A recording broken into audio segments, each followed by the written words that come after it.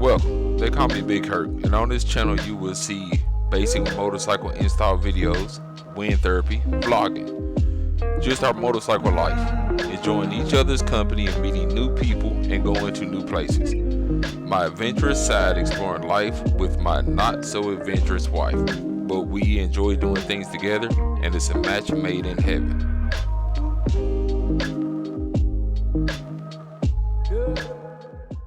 What's up, everybody? Good morning. It's your guy here, Herc. Another episode here on Big Herc 80. As you can see, we at a gas station right now. About to show you the bikes, but we are Daytona bound. Got my Street Glide right there. Got K Smooth on that clean Indian Challenger. That's right, ain't it? K?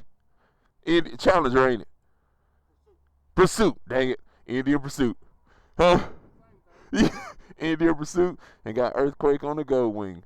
We're waiting on two more guys, but they might have to just catch up. We'll see. We're going to give them a few minutes, but yeah, we'll see. But I'll be back here in a minute. We just going to get out and head down to Daytona. Hopefully see you there. Hello. As you can see, we on the road. I got my shield up. Not my shield up, but I got my, where you go? Balaclava, or whatever it's called. I got it up, so I don't know how the audio gonna be, but this heated suit is working out. Because right now it's 33 degrees. Where we at? We just passed river exit 407. We actually gonna go to Daytona. We're gonna go down through go 40 East and then go down to 26. They have opened up one lane of 40 East now from the hurricane. I think it was Helene. But the one that took out the road and did all the destruction up here in East Tennessee and North Carolina and surrounding states. But yeah, we making our way and praying for a safe journey down and all the other motorcycles that's riding down. We got K Smooth up front. I got Will G right there. You can see the other headlight. I got three other ones behind me. So we just gonna ride, enjoy the weekend. Here we are, we are going to one lane. So we've been making good time, and people that think you can't travel on these Harleys with a built motor. I got my little new GP, or not my new, but my tuner plugged in, and I'm averaging 39.5 miles right now. I don't know what normal is on not a built motor, on a stock motor, but I can live with 39.6, and it's going to drop down because we're going to be going a little slower. But making good time. It just says this is only part of 10 miles, I think.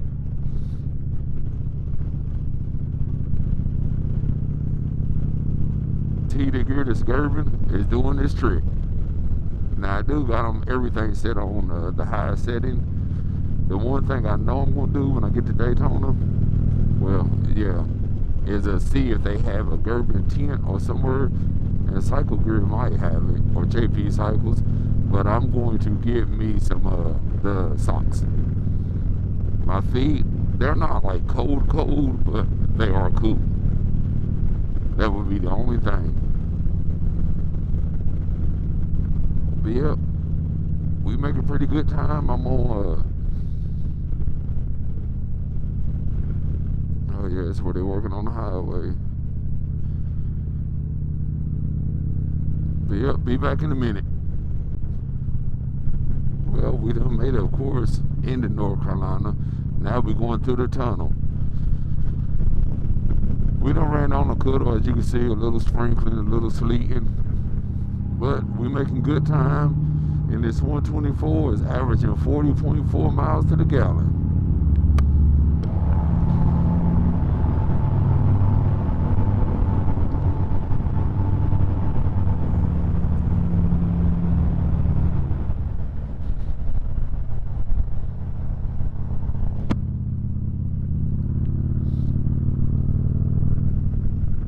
So since we cut back over to this side, I guess, well, no, maybe not. I was about to say it might go back to actually opening back up, but yeah, not yet, I don't think. That wasn't bad. The only thing about it, I'm not big on I don't know where y'all at, if the interstates or the highways do it, but where they got the grooves in it. I don't know why they do that, but it had the grooves in it, so of course you kind of fighting the motorcycle a little bit just to keep it, not to keep it upright, but anybody that rides know, it just seemed like when you hit the grooves, it just had the bike going back and forth.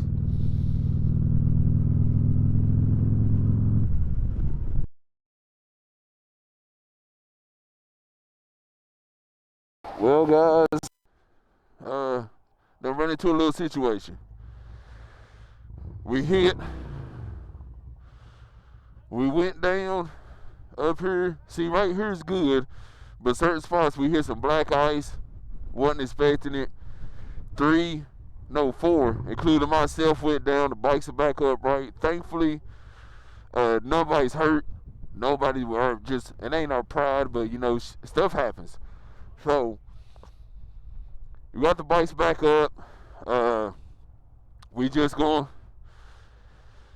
If I make it down, I ain't gonna make it down until tomorrow, and I won't be on the motorcycle. So yeah.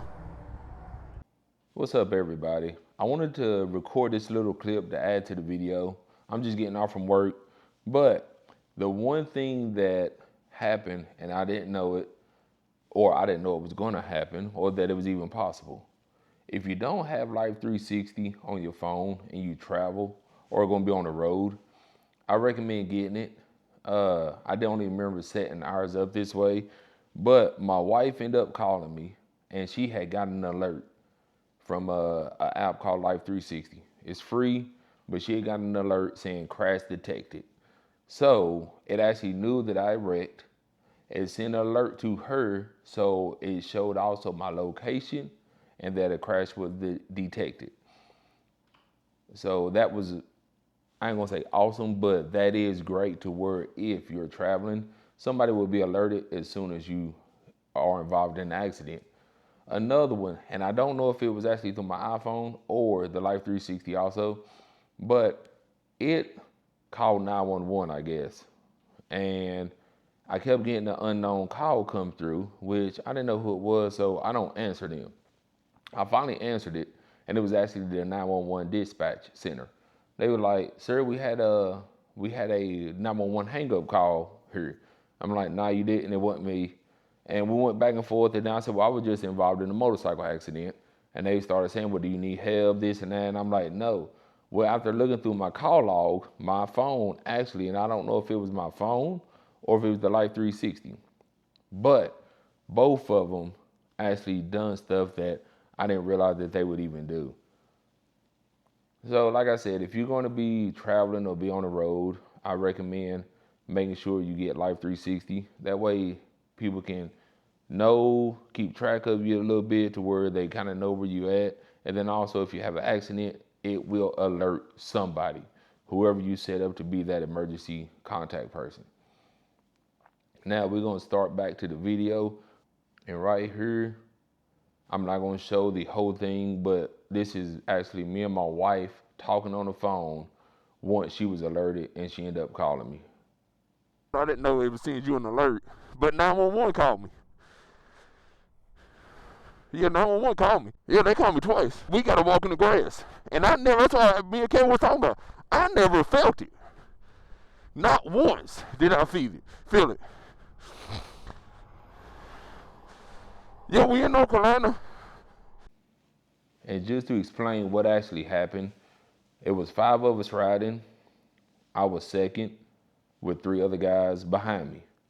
Well, we was coming across that bridge right there into a slight curve, not that bad, but into a slight curve. Had been rolling good the whole morning, had never felt any kind of slickness, hadn't felt anything to alarm any of us. Well, at least me. Let me rephrase that. I had never ran across anything to bring alarm to it, to us maybe needing to take a detour or a different route, or just pulling over just to rethink or regroup. So we was coming out, and we was coming from the interstate being one lane each way to open it back up to 2 lanes each way, 4-lane in the highway. And I heard something, and I'm like, man, something said, look in my mirror. I looked in my mirror, and I can see the guys behind me was down. So as a rider, my first instinct was to get to the side of the road and stop. Well, not knowing that we was on slick surfaces and black ice, while I was still leaning, I started to hit my brakes, and as soon as I hit my brake, the bike it was gone. It was done. The guy in front of us, the one that was leading, he actually was on the straightaway when he noticed that I went down. He hit his brakes, and it did slide on him a little bit, but because it was more upright, he was able to gather it and catch it before it fell, and it took him a while to get it stopped. So he finally got stopped probably, I don't know, 2 football fields. Nah, it's probably longer than football, so at least a good 2 football fields away from me. So that's what happened. I mean, it was just an accident. We never knew it was black ice. Like I said, we've been rolling. We was actually 85, 90 miles from my house. So we've been going and hadn't seen anything to alarm, especially myself. Because if I would have felt anything, I'm not that guy to where I'm a daredevil. But if I would have felt anything, I would have turned around, or I would have got everybody's attention to jump off the interstate and be like, look guys, I'm getting into some ice, or I'm getting into something that's slick. Let's regroup. Let's rethink this. We'll check the weather before we left, and we checked it last night. There was nothing calling for snow. There was nothing talking about freezing rain or ice. Even the tow truck driver talked about this one surprised them because it was unexpected. But this is actually 2 hours later, the tow truck arrives, and we start getting loaded up. And it took a little longer because since it was a motorcycle, they had to send one that was equipped to haul the motorcycles.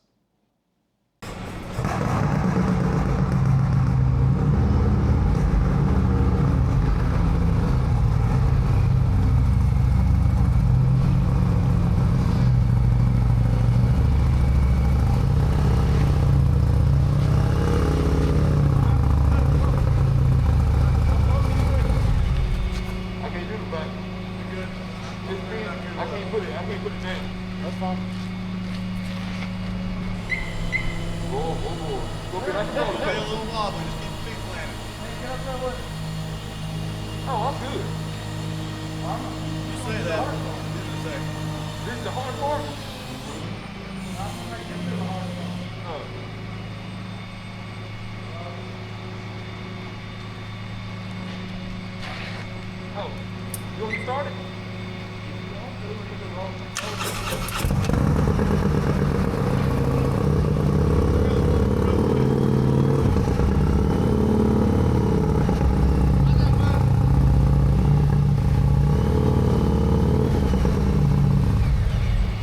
Oh, some more.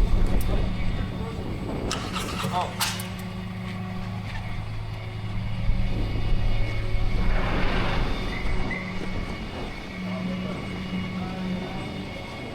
As you see, we are loading up the trailer right there, the truck. So we finished loading up the other bike. We're gonna get back to my house. Don't think I'm going back and forth if I'm still gonna try to make it down to Daytona. If I do, I do. If I don't, I don't. But I've had a couple of people already talk about, well, why'd y'all go through North Carolina? This is my 3rd year, would have been my 3rd year going to Daytona in a row. I've came this way every time. Is it cold? Yeah, but that's why we had heated gear. Never ran into slick, snow, ice, none of that. All the last 2 years I've never done it. And Daytona is the same time of year. So when folks trying to say, well, you should have went through Atlanta, yeah, it should have, but hindsight's 2020. If I had to do it over again, I probably would have still came this way because by the app and the weather app, it wasn't showing anything except cold temps. Even the guys that was here was talking about it. But like I said, that's hindsight. But we good, we safe, nobody got injured. We loading up 2 of the bikes that wasn't gonna be able to make it safely back home. They're gonna take us home. The other two actually rode off on the bikes. They're gonna get back to Knoxville. They're gonna get the trailer and come back up and get to the fifth guy. Main thing is just get home, let my wife see me. I done FaceTimed her, put her at a peace of mind. But yeah. So this is not gonna be the kind of video I would want to do, but it's gonna be a video. Be back in a few. Everything, and that's the way I'm trying to look at it. We came this way. We could have truck coming behind you. It's been real. It's been fun. It ain't Man, real fun. hey, my guy Nick and Bud right there has stayed with us the whole time. They've been with us the whole time and ain't left. Yeah, we do. Appreciate it. Everybody, we have made it back to the house. Got K-Smooth right there. Got my guy Rick. Rick took care of us. Rick took care of us. Hattons, towing, and recovery. I'm going to speak on them. We'll bleep that out. Yeah, this is a kid-friendly channel, but no, they really took care of us. They had two. It was three of them total. Two of the guys, Nick and Bud. Buddy was there. Oh, I done got it. I got the name already. Bud and Nick stayed there probably an hour with us, just hanging out. Hey, they stayed in the cold. Yeah, stayed in the cold. Man, I'm telling you, don't get that. Yeah, stayed in the cold, but there they are. We are safely back in East Tennessee, so we're gonna unload them, let the man get on his way. Hey guys, thank you to everybody that tuned in. Like, share, and subscribe. Until next time.